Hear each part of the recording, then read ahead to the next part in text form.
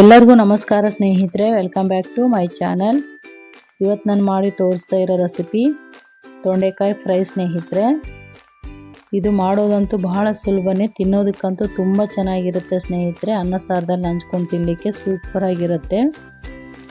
Side dish ಆಗಿ ತಿನ್ಬೋದು, ನೀವು ಬೇಕಿದ್ರೆ ರೊಟ್ಟಿ ಜೊತೆನೂ ತಿನ್ಬೋದು ಸ್ನೇಹಿತರೆ, ಚಪಾತಿಗೂ ತಿನ್ಬೋದು.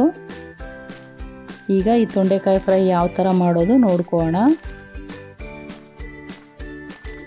ಈಗ ಒಂದು ಕಡಾಯಿ ಕಾಸ್ಲಿಕ್ಕೆ ಇಟ್ಟಿದ್ದೀನಿ. ಇದರಲ್ಲಿ ಒಂದು ಅರ್ಧ ಕಪ್ಪು ಎಣ್ಣೆ ಹಾಕ್ಕೊಂಡಿದ್ದೀನಿ. ಸ್ವಲ್ಪ ಸಾಸಿವೆ ಜೀರಿಗೆ ಹಾಕ್ಕೊಂಡಿದ್ದೀನಿ. ಮತ್ತೆ ಒಂದು ಈರುಳ್ಳಿ ಸ್ನೇಹಿತರೆ, ದೊಡ್ಡ ಸೈಜ್ ಇರೋದು ತೊಗೊಂಡಿದ್ದೀನಿ. ಸಣ್ಣ ಸೈಜ್ ಅಂದರೆ ಒಂದೆರಡು ತಗೊಳ್ರಿ. ಈ ಕ್ವಾಂಟಿಟಿ ನೋಡಿ ತಗೊಳ್ರಿ. ಸಣ್ಣದಾಗಿ ಕಟ್ ಮಾಡಿರೋದು ಹಾಕ್ಕೊಂಡಿದ್ದೀನಿ ನಾನು. ಮತ್ತು ಸ್ವಲ್ಪ ಕರಿಬೇವು ಹಾಕ್ಕೊಂಡಿದ್ದೀನಿ. ಸ್ವಲ್ಪ ಕೆಂಪಗಾಗೋವರೆಗೆ ಫ್ರೈ ಮಾಡ್ಕೋಬೇಕು. ಈಗ ಸ್ವಲ್ಪ ಎಣ್ಣೆ ಹೆಚ್ಚಿಗೆ ಇಡುತ್ತೆ ಸ್ನೇಹಿತರೆ ಫ್ರೈಗೆ. ಒಂದು ಗಡ್ಡೆ ಬೆಳ್ಳುಳ್ಳಿ ಅಷ್ಟು ಸುಲಿದು ಸ್ವಲ್ಪ ಜಜ್ಕೊಂಡು ಹಾಕ್ಕೊಂಡಿದ್ದೀನಿ, ಜಜ್ಜಿ ಹಾಕಿರೋದು. ಒಂದು 10 ಎಸಲಷ್ಟು ಹಾಕಿರ್ಬೋದು ಸ್ನೇಹಿತರೆ. ಕೆಂಪಗಾಗೋವರೆಗೆ ಫ್ರೈ ಆಗಬೇಕು. ಈಗ ನಾನು ಈ ಥರ ಉದ್ದುದ್ದ ಕಟ್ ಮಾಡಿ ಇಟ್ಕೊಂಡಿದ್ದೀನಿ ನೋಡಿ ಸ್ನೇಹಿತರೆ. ನಾವು ಮುಂಚೆ ತೊಳೆದು ಚೆನ್ನಾಗಿ ಕ್ಲೀನ್ ಮಾಡಿ ಉದ್ದುದ್ದಕ್ಕೆ ಹೆಚ್ಚಿಟ್ಟಿರೋದು ಇದರಲ್ಲಿ ಸೇರಿಸ್ಕೊಳ್ಳೋಣ. ಕಡಾಯದಲ್ಲೇ ಹಾಕ್ಕೊಂಡಿದ್ದೀನಿ. ಈಗ ಇಲ್ಲಿ ನಾನು ಒಂದು ಅರ್ಧ kg ಅಷ್ಟು ತಗೊಂಡಿದ್ದೀನಿ. ನೀವು ಉದ್ದುದಕ್ಕಾದ್ರೂ ಸ್ಲೈಸ್ ಕಟ್ ಮಾಡ್ಕೋಬೋದು ಅಥವಾ ರೌಂಡಾಗಿ ಆದ್ರೂ ಕಟ್ ಮಾಡ್ಕೋಬೋದು. ಸ್ವಲ್ಪ ತೆಳ್ಳಗೆ ಕಟ್ ಮಾಡ್ಕೊಳ್ರೆ ಭಾಳ ಬೇಗ ಫ್ರೈ ಆಗುತ್ತೆ. ಸ್ವಲ್ಪ ಅರಿಶಿನ ಪುಡಿ ಹಾಕ್ಕೊಂಡಿದ್ದೀನಿ. ಮತ್ತು ರುಚಿಗೆ ತಕ್ಕಷ್ಟು ನೋಡಿ ಹಾಕ್ಕೊಳ್ರಿ ಉಪ್ಪು. ಒಂದು ಅರ್ಧ ಟೀ ಸ್ಪೂನ್ ಅಷ್ಟು ಉಪ್ಪು ಹಾಕ್ಕೊಂಡಿದ್ದೀನಿ. ಚೆನ್ನಾಗಿ ಫ್ರೈ ಆಗಬೇಕು ಸ್ನೇಹಿತರೆ. ಇದು ನೀವು ಮಾಡಿ ಇಟ್ಕೊಂಡ್ರೆ ಒಂದು 2 ದಿವಸ ಆದ್ರೂ ಏನು ಕೆಡೋದೇ ಇಲ್ಲ, ಯಾಕಂದರೆ ನಾವು ನೀರೇನು ಹಾಕೋದಿಲ್ಲಲ್ಲ. ಒಂದು 2-3 ದಿನವರೆಗೂ ಇಟ್ಕೋಬೋದು. ಈ ಥರ ಫ್ರೈ ಮಾಡಿ ಇಟ್ಕೋಬೋದು ಸ್ನೇಹಿತರೆ. ಅನ್ನ ಸಾರದಲ್ಲಿ ಹಂಚ್ಕೊಂಡು ತಿನ್ಲಿಕ್ಕಂತೂ ಒಂದು ತುತ್ತು ಜಾಸ್ತಿನೇ ತಿಂತೀರಿ ಈ ಥರ ಸೈಡ್ ಡಿಶ್ ಆಗಿ ತಗೊಂಡ್ರೆ. ಆರೋಗ್ಯಕ್ಕೂ ತುಂಬಾ ಒಳ್ಳೆಯದು ಸ್ನೇಹಿತರೆ ಈ ತೊಂಡೆಕಾಯಿ ಫ್ರೈ.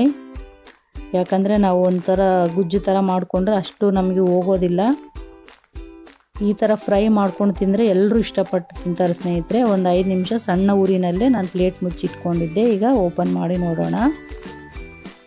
ಸ್ವಲ್ಪ ಫ್ರೈ ಆಗಿದೆ ಸ್ನೇಹಿತರೆ, ಇನ್ನೂ ಸ್ವಲ್ಪ ಫ್ರೈ ಆಗಬೇಕು. ಭಾಳ ಬೇಗನೆ ಫ್ರೈ ಆಗುತ್ತೆ ಇದು. ಯಾಕಂದರೆ ನಾವು ಮೇಲೆ ಪ್ಲೇಟ್ ಮುಚ್ಚಿ ಇಡ್ತೀವಲ್ಲ, ಸ್ವಲ್ಪ ನೀರಿನಂಶ ಬಿಟ್ಕೊಳ್ಳುತ್ತೆ. ಹಾಗಾಗಿ ಪ್ಲೇಟ್ ಮುಚ್ಚಿ ಇಟ್ಕೋಬೇಕು. ಉರಿ ಸಣ್ಣದಾಗಿ ಇಟ್ಕೊಳ್ರಿ. ಇಲ್ಲಿ ಒಂದು 2 ಸ್ಪೂನ್ ಅಷ್ಟು ಖಾರದ ಪುಡಿ ಹಾಕ್ಕೊಂಡಿದ್ದೀನಿ. ನೀವು ಖಾರ ನೋಡಿ ಹಾಕ್ಕೊಳ್ರಿ. ಹಾಕಿದ ನಂತರ ಚೆನ್ನಾಗಿ ಮಿಕ್ಸ್ ಮಾಡ್ಕೊಳ್ಳೋಣ.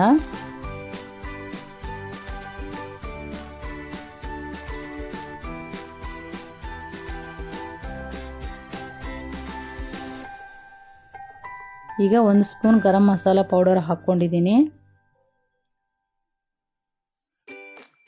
ಹಾಕಿದ ನಂತರ ಚೆನ್ನಾಗಿ ಮಿಕ್ಸ್ ಮಾಡ್ಕೋಬೇಕು. ನೀವು ಬೇಕಿದ್ರೆ ಇದರಲ್ಲಿ ಶೇಂಗಾ ಪುಡಿ ಹಾಕ್ಕೋಬೋದು ಸ್ನೇಹಿತರೆ. ನಾನು ಇಷ್ಟಕ್ಕೆ ಮುಂಚೆ ಶೇಂಗಾ ಪುಡಿನೂ ಹಾಕಿರೋದು ತೋರಿಸಿದ್ದೀನಿ. ಇದರಲ್ಲಿ ನಾನು ಪುಟಾಣಿ ಪುಡಿ ಹಾಕ್ಕೊಳ್ತಾ ಇದ್ದೀನಿ. ಕಡಲೆ ಹಿಟ್ಟು ಅಂತೀವಿ, ಕಡಲೆ ಪುಡಿ ಇದು ಪುಟಾಣಿ ಪೌಡರ್ ಸ್ನೇಹಿತರೆ. ಒಂದು 2 ಸ್ಪೂನಷ್ಟು ಹಾಕ್ಕೊಳ್ರಿ ನೀವು. ಇದರಲ್ಲಿ ಪುಟಾಣಿ ಪುಡಿ ಹಾಕ್ಕೋಬೋದು ಅಥವಾ ಶೇಂಗಾ ಪುಡಿ ಹಾಕ್ಕೋಬೋದು, ಎಳ್ಳಿನ ಪುಡಿ ಹಾಕ್ಕೋಬೋದು. ಯಾವುದಾದ್ರೂ ನೀವು ಒಂದು 2 ಸ್ಪೂನ್ ಸೇರಿಸ್ಕೊಳ್ರಿ ಸ್ನೇಹಿತರೆ. ಆವಾಗ ಟೇಸ್ಟ್ ಸೂಪರಾಗಿರುತ್ತೆ. ನಾವು ನಂಚ್ಕೊಂಡು ತಿನ್ಲಿಕ್ಕಂತೂ ತುಂಬ ಚೆನ್ನಾಗಿರುತ್ತೆ ಸ್ನೇಹಿತರೆ ಈ ಥರ ಪುಡಿ ಹಾಕಿದರೆ. ಈಗ ರೆಡಿ ಆಗಿದೆ. ಸ್ಟವ್ ಬಂದ್ ಮಾಡ್ಕೊಂಡಿದ್ದೀನಿ. ಭಾಳ ಬೇಗನೆ ರೆಡಿ ಆಗುತ್ತೆ, ಜಾಸ್ತಿ ಬೇನೆ ಅವಶ್ಯಕತೆ ಏನಿಲ್ಲ. ಇಷ್ಟ ಆದರೆ ಸಾಕು ಸ್ನೇಹಿತರೆ. ಈಗ ಒಂದು ಪ್ಲೇಟ್ಗೆ ಹಾಕ್ಕೊಂಡಿದ್ದೀನಿ. ನೋಡಿ ಎಷ್ಟು ಚೆನ್ನಾಗಿದೆ ಅಲ್ಲ, ನೋಡಿದ್ರೇ ತಿನ್ಬೇಕು ಅನ್ನಿಸ್ತಾ ಇದೆ. ಮಕ್ಕಳು ಕೂಡ ಇಷ್ಟಪಟ್ಟು ತಿಂತಾರೆ ಸ್ನೇಹಿತರೆ ಈ ಥರ ಮಾಡಿದರೆ. ಯಾಕಂದರೆ ಖಾರ ಕಡಿಮೆ ಹಾಕಿ ಮಾಡಿ, ಆವಾಗ ಮಕ್ಕಳು ಚೆನ್ನಾಗಿ ನಂಚ್ಕೊಂಡು ತಿಂತಾರೆ ಅವರು ಊಟದ ಜೊತೆ ಕೊಟ್ಟರೆ.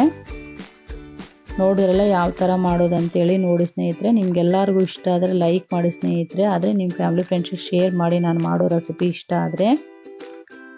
ಮತ್ತೆ ಮುಂದಿನ ರೆಸಿಪಿಯಲ್ಲಿ ಭೇಟಿ ಆಗೋಣ. ಎಲ್ಲರಿಗೂ ನಮಸ್ಕಾರ.